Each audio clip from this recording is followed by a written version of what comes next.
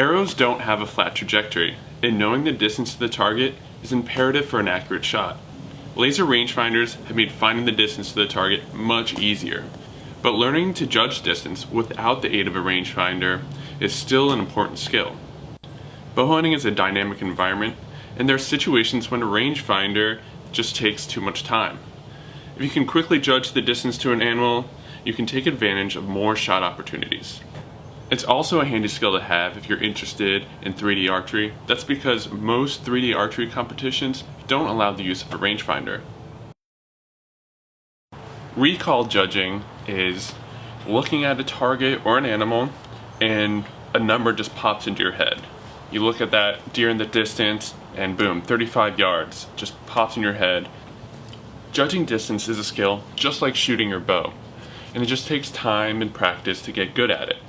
You can practice recall judging by using a 3D target. It's really helpful if the 3D target is the same size of the animal that you're going to be hunting.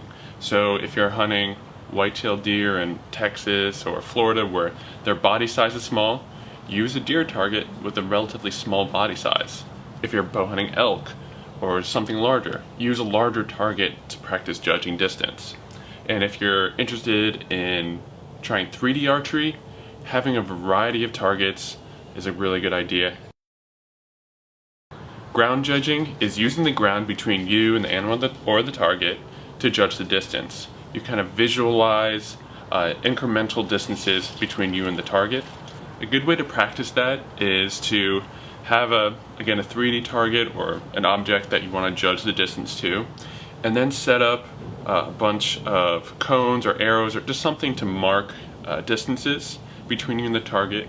Set them at a set increment. In this example, they're 5 yards apart, and you can notice that 5 yards close to you versus 5 yards closer to the target looks a little bit different.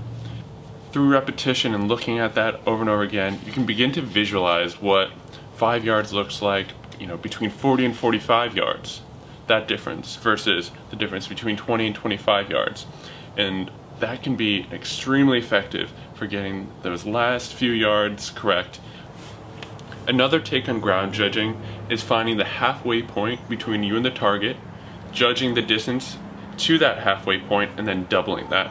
So let's say you have a target at 40 yards, and you judge the halfway point to 20, you double it, and you have 40 yards as the distance.